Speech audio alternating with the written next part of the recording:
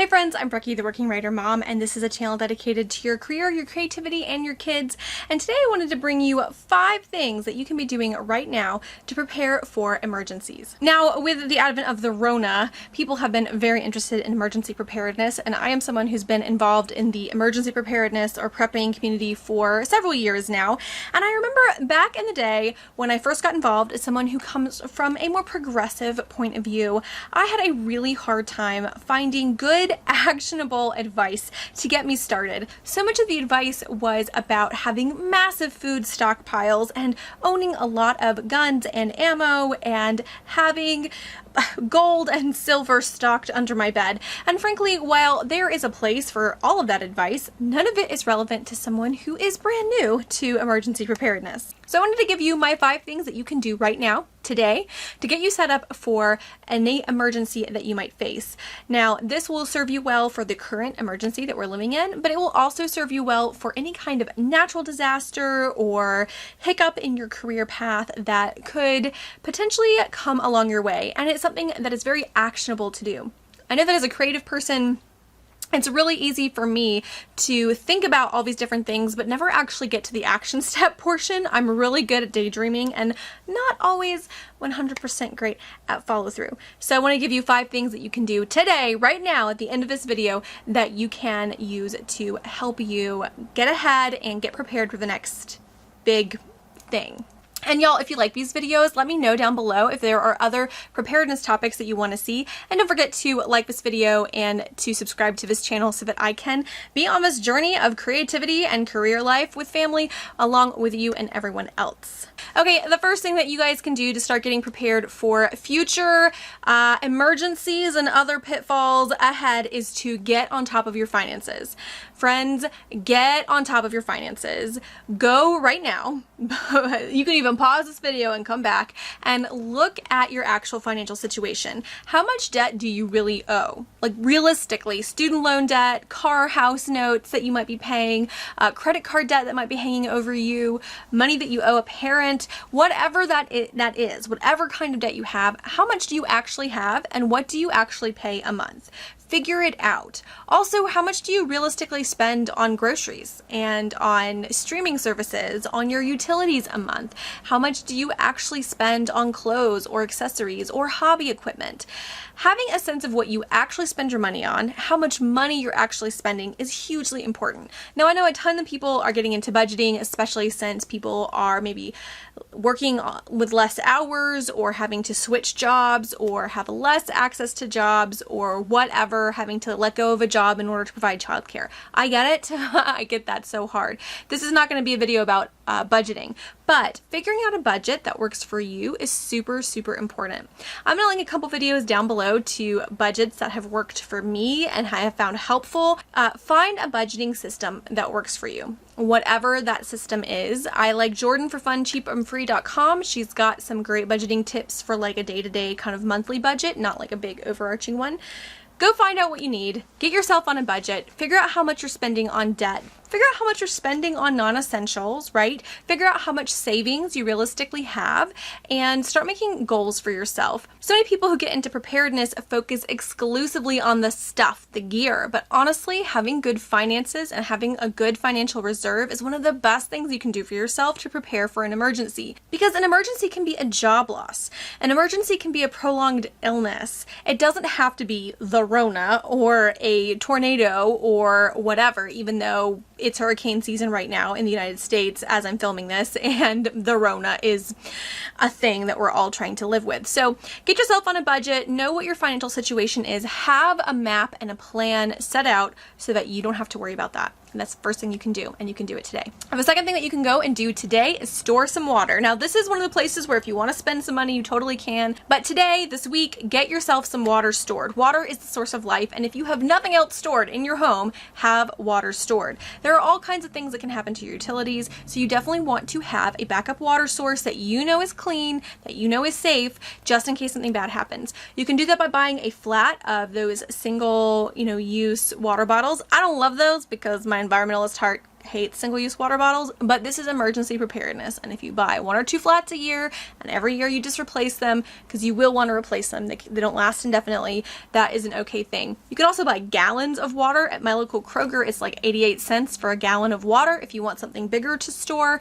You can even go and buy reusable 5 to 7 gallon like camp jugs. They're quite heavy once you fill them up, but you can get those at Walmart or a Home Depot or wherever and get some water stored. And this allows you to store a lot of water all at once. Now, for planning purposes, you're going to need 1 gallon of clean water per person per day. Now, they say that this is both for drinking and for some basic cooking or cleaning.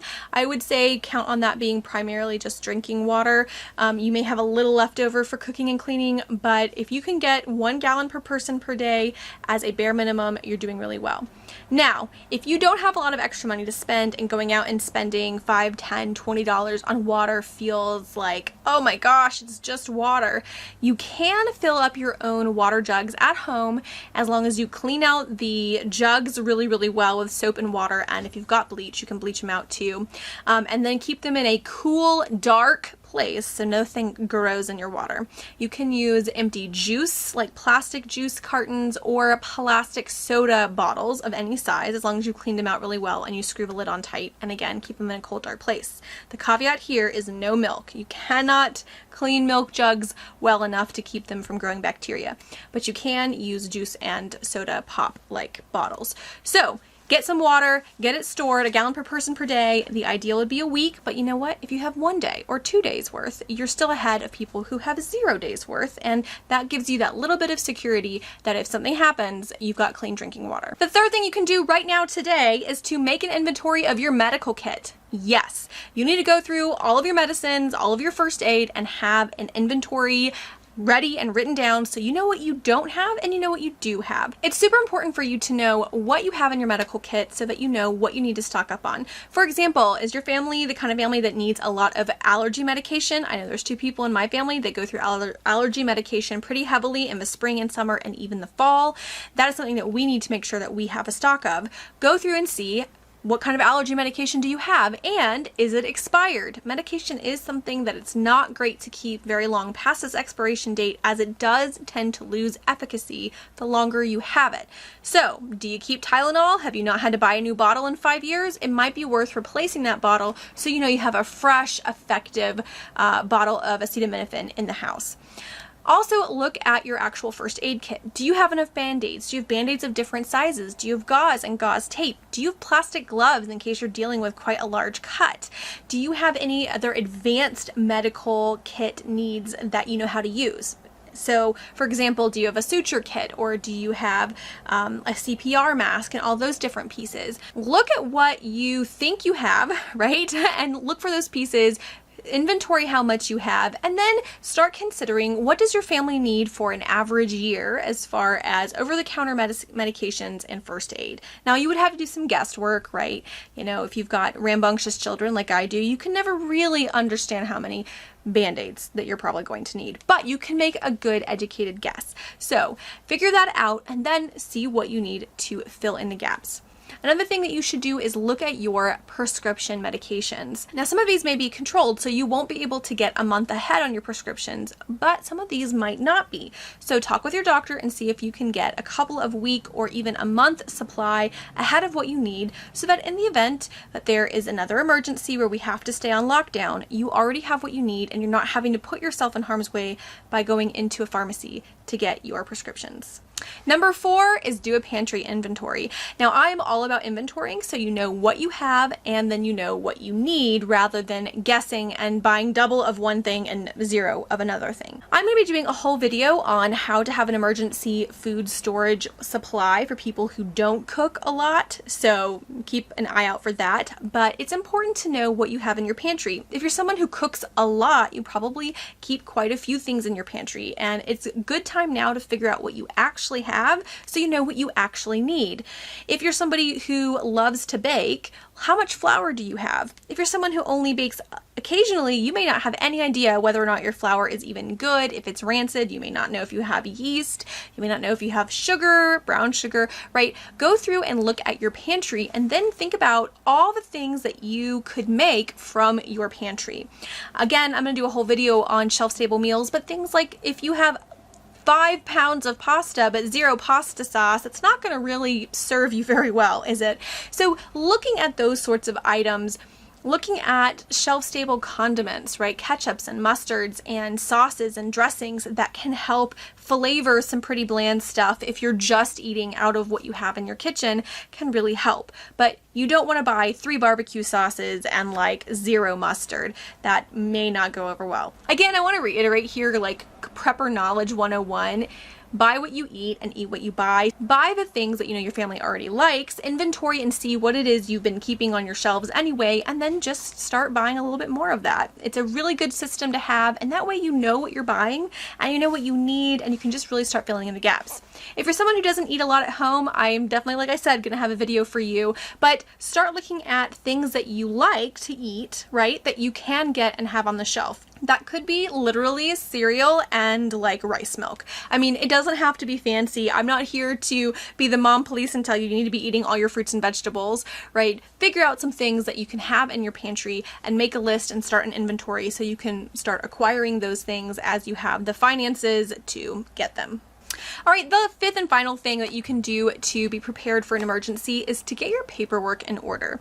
Now, this is a really broad topic and can cover a whole bunch of different things, but basically, what do you need that you would keep in files? This could be your passport, this could be copies of a driver's license, this could be copies of a marriage license, this could be medical information that would be pertinent for you to have, or information on your kids. Have a copy of these where you can get to it quickly. Now, some of you might be keeping the originals in safety deposit boxes or special fire safe lock boxes, and that's great. But in the event of an emergency where you need to get quickly, it might be really challenging to unlock a safe or get to the bank to get to your documents. You can get apps on your phone where you can encrypt documents and have them saved as a file on your phone, which would be good in case you're worried about being hacked. This way, as long as you grab your phone, you also have your important documents. You could also have copies of your documents that are kept in a specific location that's near, you know, anything you might be grabbing in case you have to leave quickly. I think that that's a wise thing, particularly for sensitive documents like a copy of a social security card or any kind of special information like that. But you want to have your documentation in order. You want to know where all that stuff is just in case something happens. The other thing I would say is covered in getting your paperwork in order is also getting maps printed, because you want to have physical paper copies. Having a map of your area, particularly a map that has a highlighted route out in case you have to evacuate, and friends in California can tell you how important it is to have an evacuation plan. You need to have all those documents already printed because you can't assume you're going to have access to your GPS. Now, you can also download maps and routes to your phone. I know there's a way to do that. So look into that for, you know, your family's needs, but definitely make sure you have maps printed out, you have any pertinent paperwork in order. Just get it all organized. So I just wanted to sort of reiterate that having all your paperwork in order and having a map along with that means you can grab your gear, you have everything in order, you know what documents that you have, and you know what you might be missing, and you're not having to scramble for that in the event that you have to relocate or that you need the paperwork in an emergency. All right, so there you have it, friends. That's 5 things that you can be doing today to get yourself prepared for the next emergency. Comment down below and let me know what other tips and tricks that you would offer to get folks ready for the next emergency they might be facing that they can do today. Really simple, low bar of entry. I would love to see what wisdom we have in our community. And friends, don't forget to comment and subscribe to this channel. I am so excited to have you along on this journey, and I will see you again soon. Bye!